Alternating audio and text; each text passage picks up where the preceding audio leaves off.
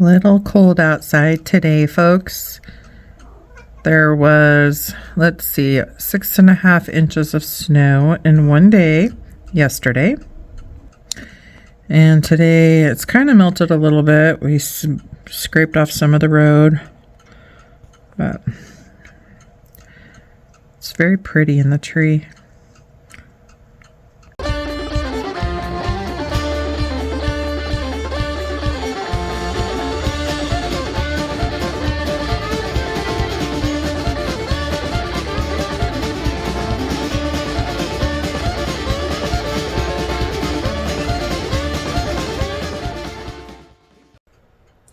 Okay, so today we're going to talk about winter travel, and we did a video back in 2012, 2013 about it when we were living in Kansas. And once again, I'm in a climate that this is something that's relevant. And honestly, it doesn't really matter where you live, but in the wintertime, things are different, and you just need to prepare and have a little extra in your vehicle. You don't need to have a Tupperware box. You don't need to have anything special. You can use a bag. I am actually have a cardboard box that I have that can be used. So let me first break it down. I was doing some traveling a couple weeks ago and storming really, really bad, lots of rain. And wouldn't you know it, my windshield wiper fell off on the middle of a highway where there was nothing more than semis and hundreds of miles before the next town.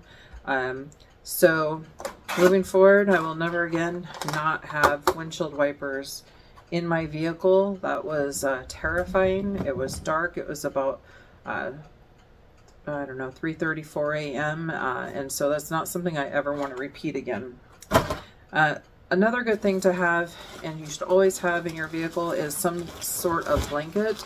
This one happens to have water repellent. You can probably hear it on the inside, but you just want to be able to stay warm. And you know, a good wool blanket would be great, or anything to cuddle up, but you want to make sure you have one for every person in your family or everybody that would ride in your car. So having just one would not suffice most people.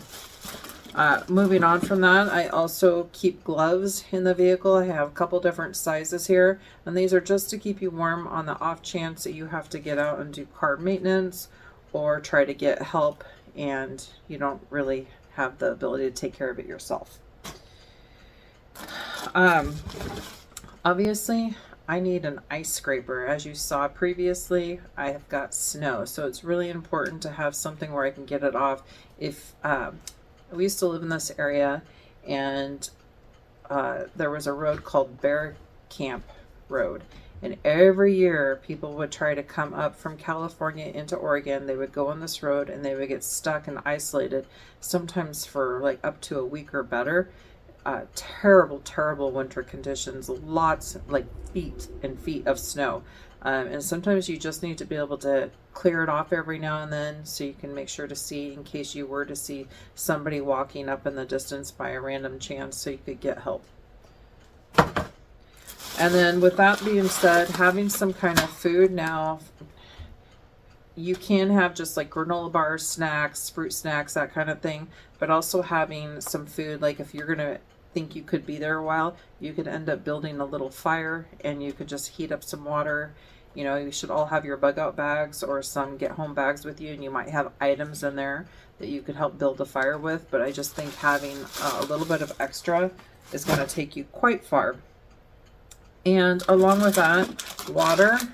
You can either have pouches like these or go ahead and just have some water bottles in the back. Again, with this stuff, you want to have enough for everybody in your vehicle. I would just try to say 48 hours worth of supplies would be a good start.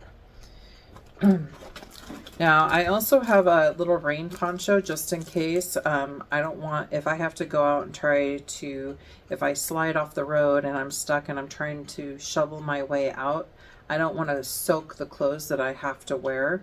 So having a way to cover that would be vital. I think these are super cheap. I highly recommend you get one. And along with that, I also have the emergency blanket. Again, super cheap and easy to pick up. They don't take up any room. You know, they're very thin. but definitely something that you should have with to help keep you warm. And then, of course, everybody's favorite, all the hand warmers. You can get the hands one, the feet ones. You know, they're great for kids. Even when you're just out and about, having something like this is so good to help keep people happy. They like playing with them. It's something to do. Keeps you warm. Obviously, having a good pair of snow boots is going to be important, especially if you're in a snow area. If you don't have an area that you live in that has snow, maybe you get a lot of rain and maybe you can have some rain boots in there. The point is, you want your feet to be warm and dry. Now, you should have a shovel in there.